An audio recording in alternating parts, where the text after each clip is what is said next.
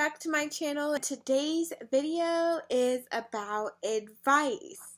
So, there's a few things that I get questions from a lot of times from friends, from family members, from acquaintances, all of the different scopes of people, and I just figured I'd address them on here so that people that aren't as close with me, who don't feel comfortable asking these questions, or just don't know me and are struggling with some portion of their life, that I could give them advice on. Again, as I always preface, I am not a healthcare professional, or do I claim to know about everything, because I do not, but this has been my own personal experience with it.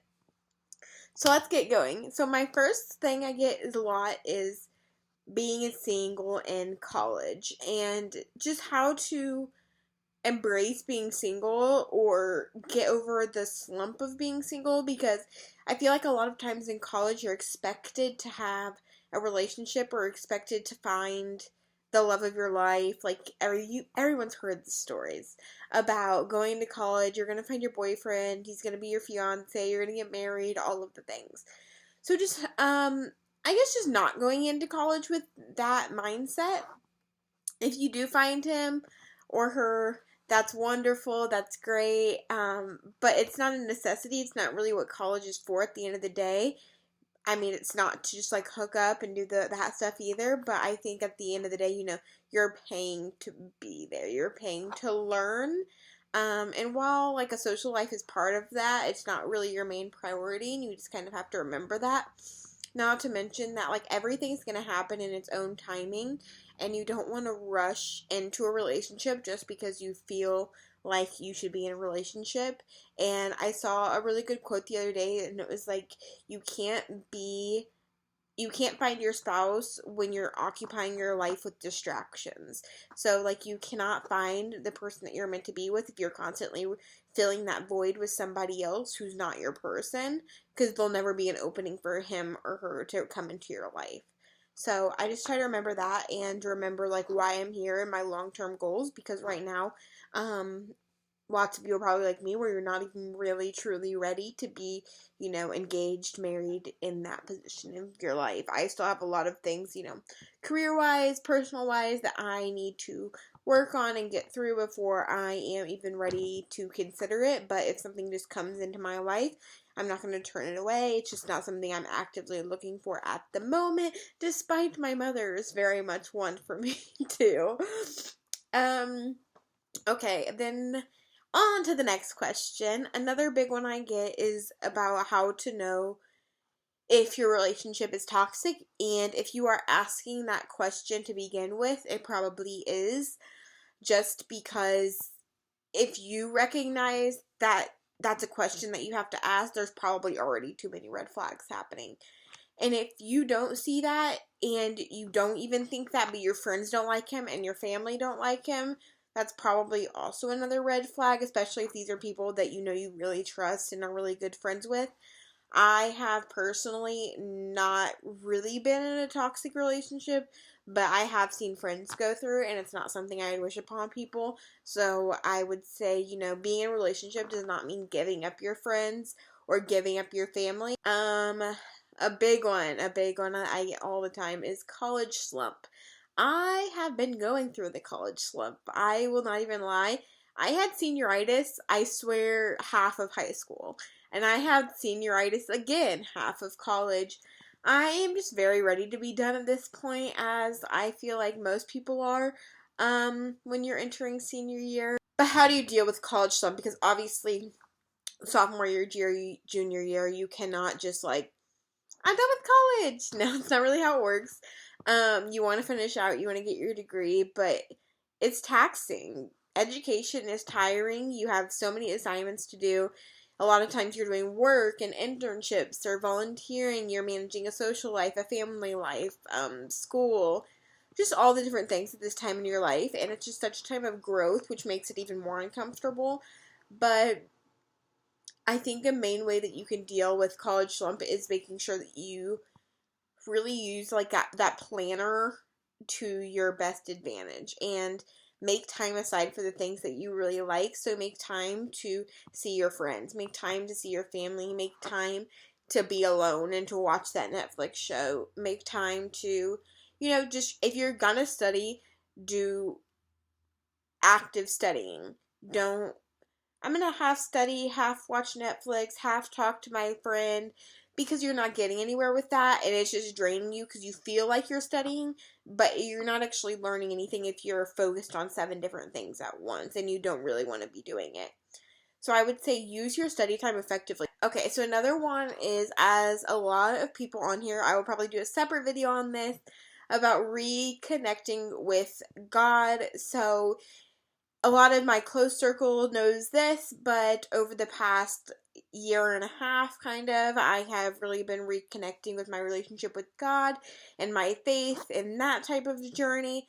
How did I do that? So, first of all, I felt it inside me that that was something that I wanted to do. You cannot be pressured into it, unfortunately, no matter how bad your friends want you to do it, your parents want you to do it, anyone else wants you to do it. It has to be a choice that you're gonna really want to do and want to stick with, otherwise it's not going to be beneficial to you. Second thing, find something that you love that's going to help keep you accountable for it. So something that was really important to me was to understand the Bible and God's word and not just hear teachings from somebody else interpreting it their way. So what I did was I bought a Bible study, and I've been doing that Bible study and holding that myself accountable for that. I have been journaling. I have been, I'm still working on it and I'm definitely not perfect, but I think just holding yourself accountable and you wanting to do it is most important beyond all things.